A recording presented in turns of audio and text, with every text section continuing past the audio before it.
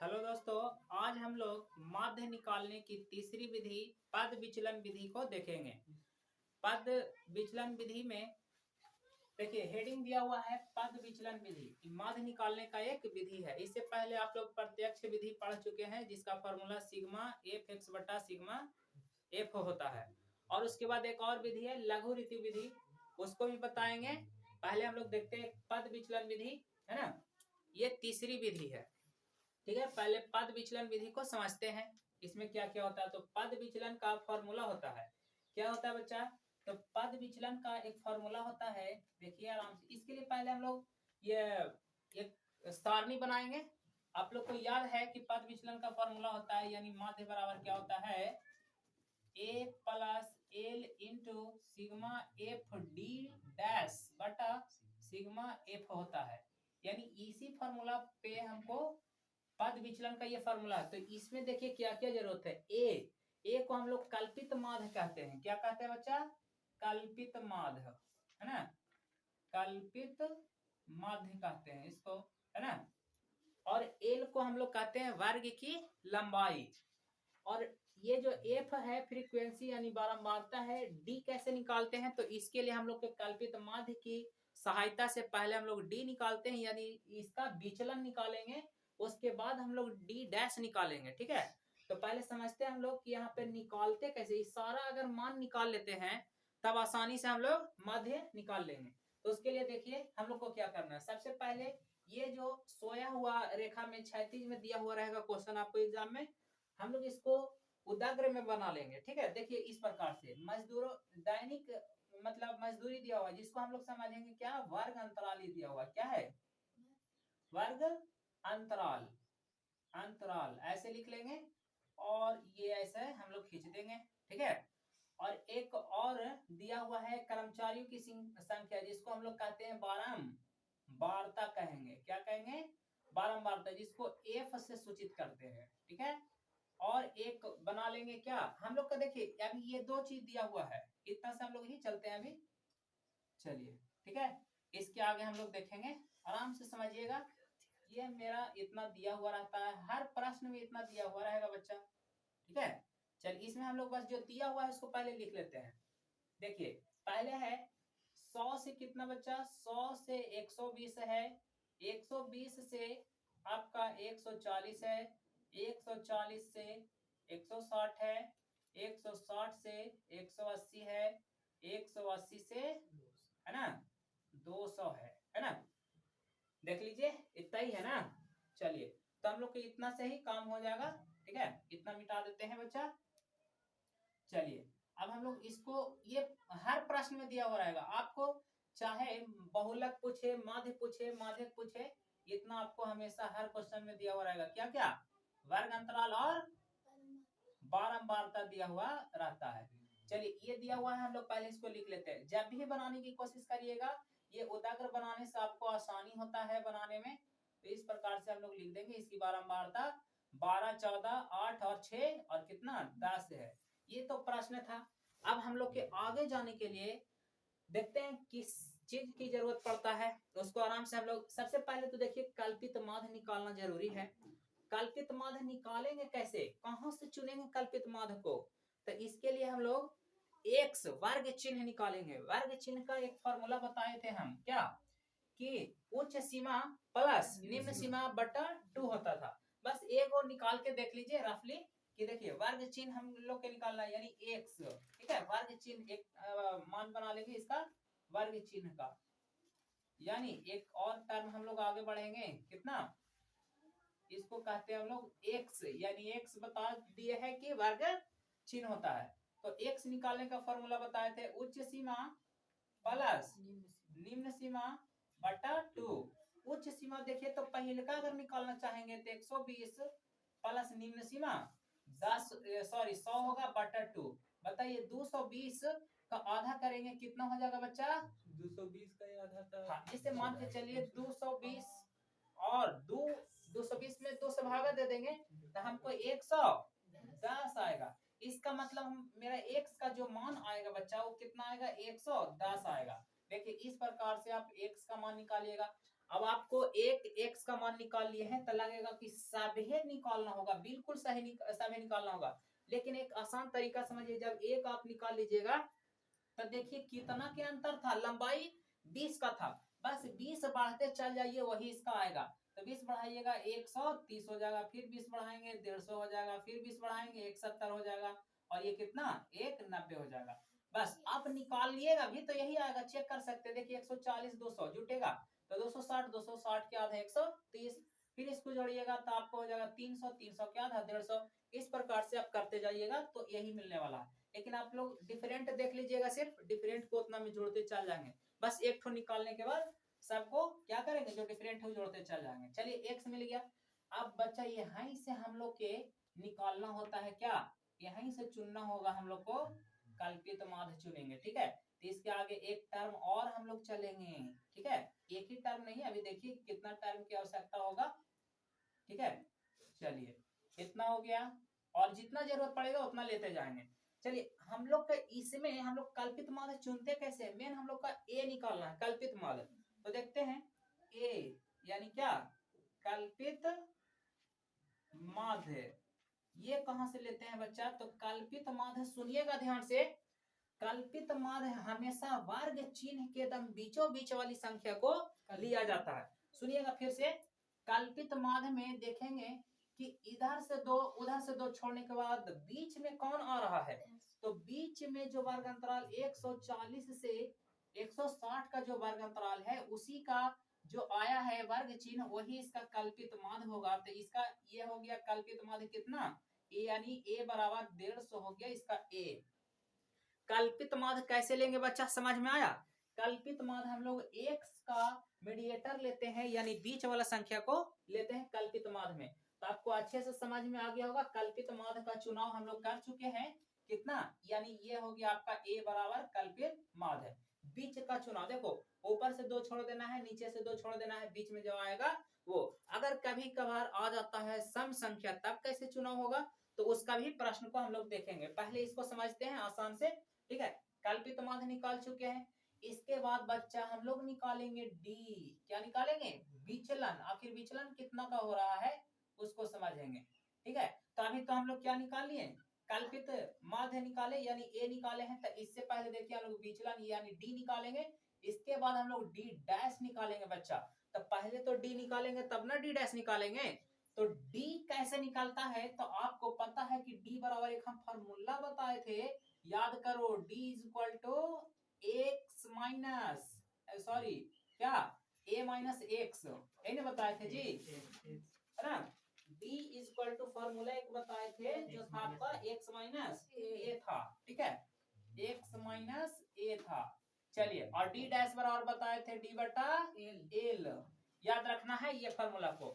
समझिए अब ध्यान से, x d निकालने के लिए देखिए क्या है, d निकालने के लिए x माइनस ए बच्चा, तब बताइए तो x मेरा ये टोटल है कि नहीं, तो इसको भरने के लिए यही वाला x ना लेंगे, तो कितना है 110 है, और a का मान कितना है 150।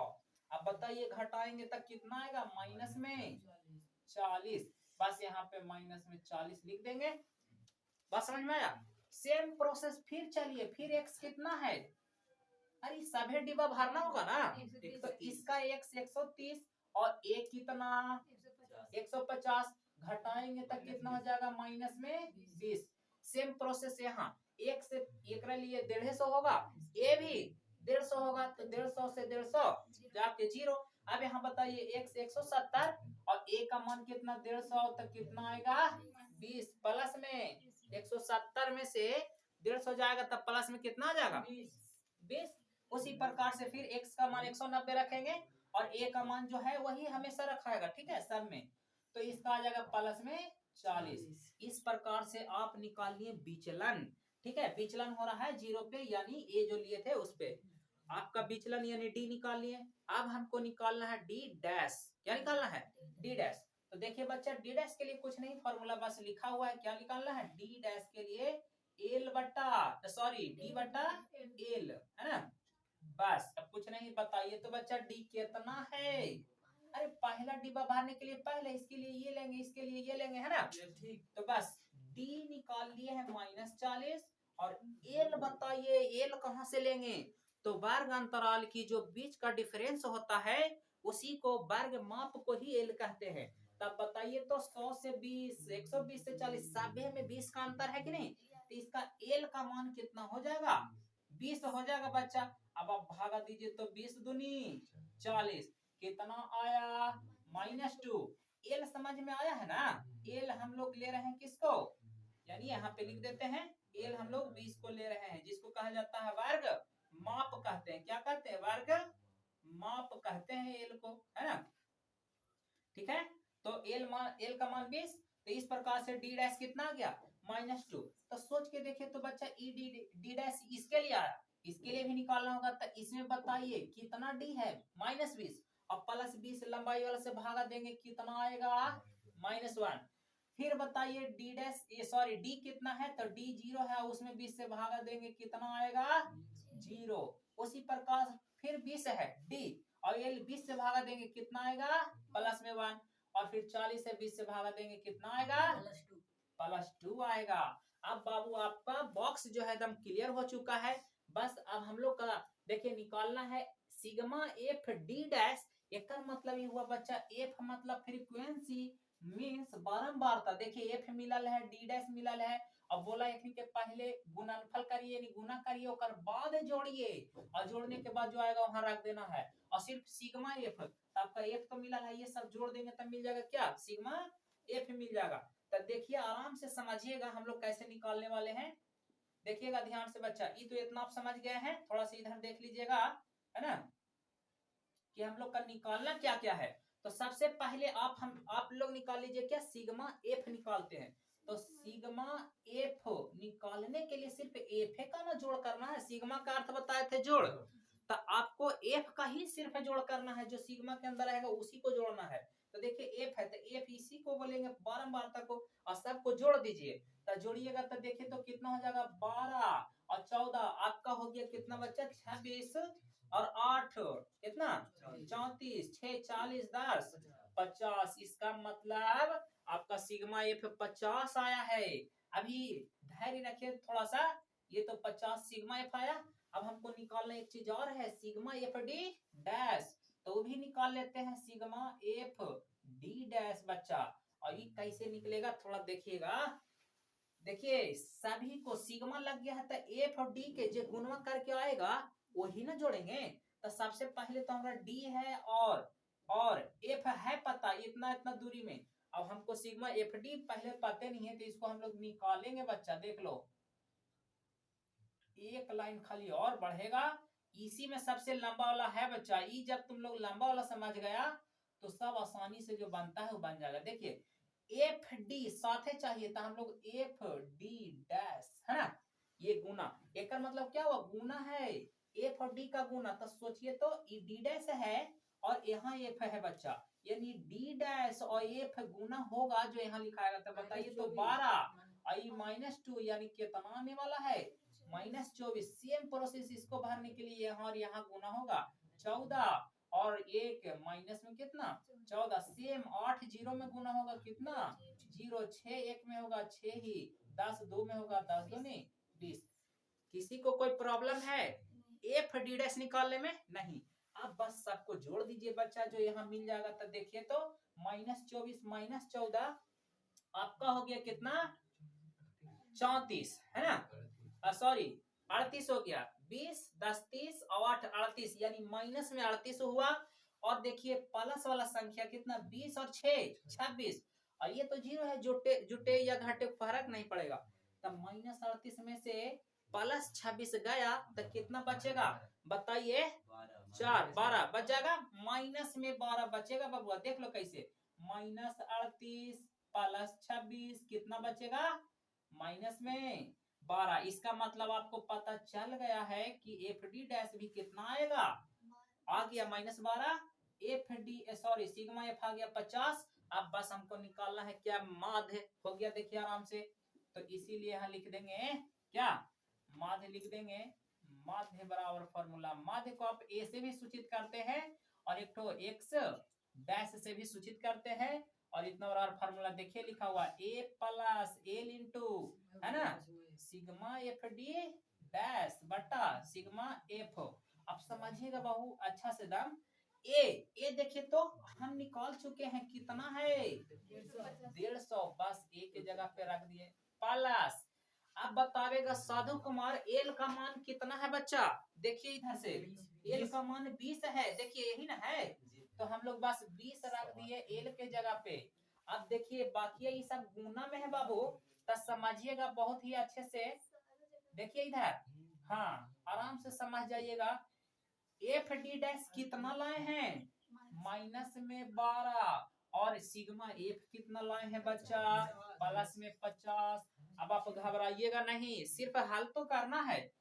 20 वाला और 50 वाला जीरो गए हो, देखो ना, 10 दूनी 20, 10 पचे 50, अब बचा 150 प्लस ये प्लस में 2 माइनस में 12 गुना हो जाएगा, तो हो जाएगा माइनस में 12 दूनी 24/5। दिक्कत है तो बोल सकते हैं यहाँ पे 2 है ना बच्चा, और 2 यहाँ 12 में गुना होगा तब प्लस माइनस माइनस 24/5। अब कुछ करना नहीं है, आप जोड़ भी कर सकते हैं, या 24/5 है तो 24 में आप 5 से दे दीजिए भागा, कितना आने वाला है पता आपको, 5 चौके 20, यानी बच गया 4। तो आप कह सकते हैं कि ये 4.8 आने वाला है, कितना 150 में से 4.8 को आप दीजिए घटा, तब घटाइएगा तो आ जाएगा कितना बच्चा 145.2, यही आपका रुपया में आंसर आएगा। यही आपका हो गया क्या, पद विचलन विधि से माध्य। इस प्रकार से आप इस विधि को समझ सकते हैं, ठीक है। चलिए इसको हम लोग नोट कर लेते हैं, आप लोग नोट करिए अच्छे से, समझ में आ गया होगा, ठीक है।